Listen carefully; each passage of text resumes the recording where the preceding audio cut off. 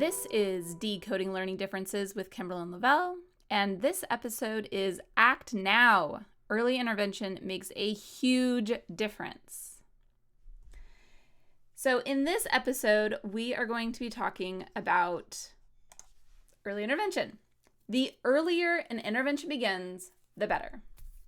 Now, there might be some limit to that, but I'm honestly having a hard time because even if you suspect that your child could potentially develop dyslexia, for example, because you have a history of dyslexia, maybe your partner also has a history of dyslexia, and together you've created a child, that child is highly likely to also have dyslexia.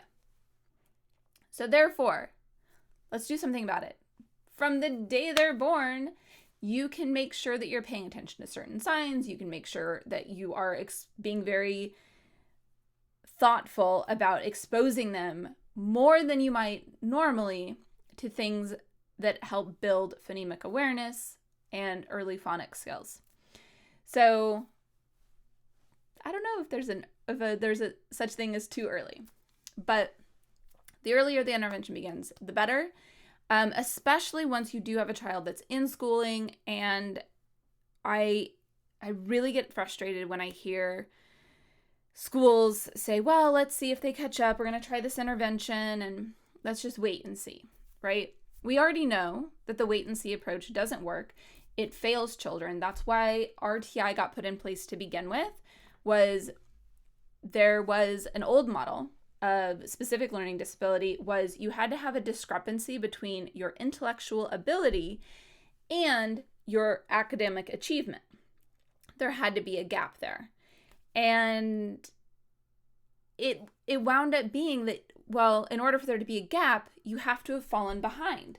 So we can't help the child because then they won't qualify for an IEP, basically. And once you start helping them, they might get exited from the IEP. But they need that intensive instruction more so than they'll get in the gen ed setting.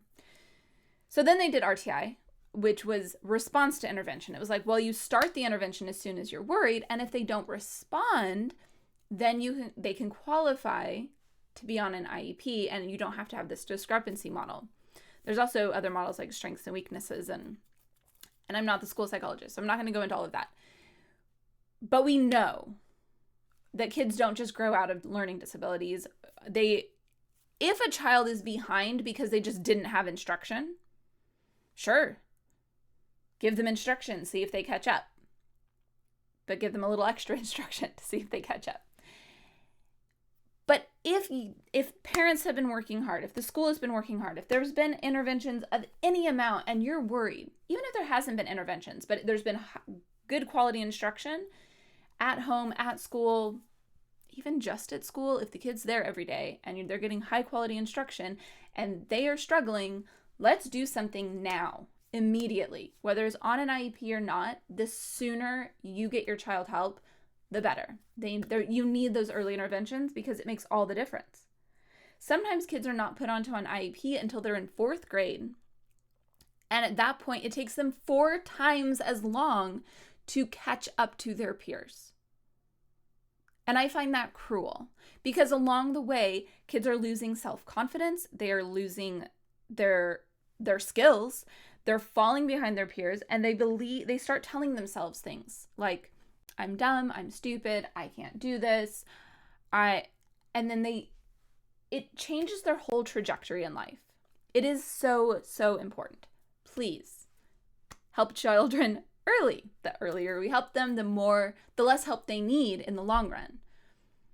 Right? Like if you know in kindergarten that this child is really struggling to learn their letters and sounds, and we give them intensive intervention in kindergarten, then they only have to learn this much of the overall curriculum for 12 years. They only have to learn a tiny amount. They can catch up with intensive intervention, strategic, really in place, and then they might start to fall behind again, but a little more intensive intervention, right?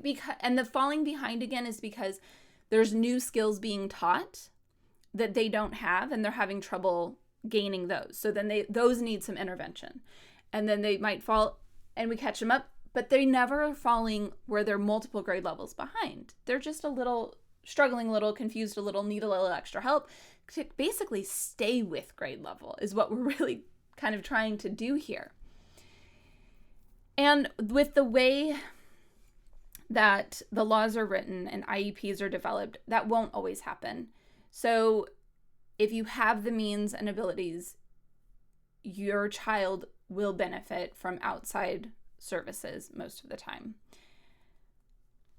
So, and I'm not going to get too much into that, but it is something that just honestly, unfortunately, that's where we're at right now.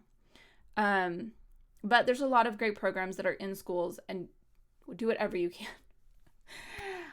Reach out to me and we can talk more. Okay. So then we get this question of, well, my kid's in high school and they're reading at a 4th grade level. Is it too late? Like, do I just give up? And no, we never give up, right? But the older they are, the more their brain has kind of cemented. Those neural pathways are a lot more solid, and it's going to be harder for them to learn. It's going to take a lot longer for them to catch up or to gain the reading skills that they're lacking. We don't give up, though.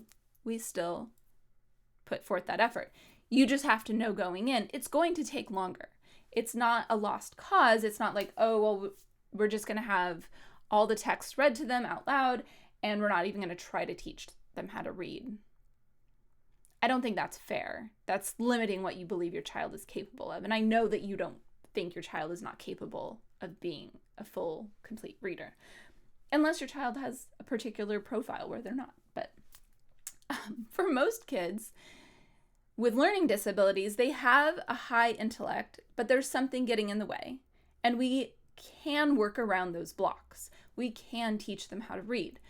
Most kids can learn if they have proper instruction, proper interventions. So even if they're in high school and reading at a 4th grade level or below, they can learn the skills they need to get to mastery and to be successful. And it's going to look different for everyone, but it's never too late is the point. Never too late. So all I want you to really think about here is it's never too late to start helping your child gain lost ground. And the sooner, the better. The sooner you start getting them help, today, find them someone. If your child is struggling academically, find someone to help them today. I can help you to some degree. Depending on availability, when you contact me, I might be able to work directly with you. Or we might be able to just book some educational consultation calls and get something figured out where I can help you figure out a plan for your family. So you can email me, Kimberlyn@decodinglearningdifferences.com, and we can figure something out. I look forward to hearing from you, and I'll talk to you again next week.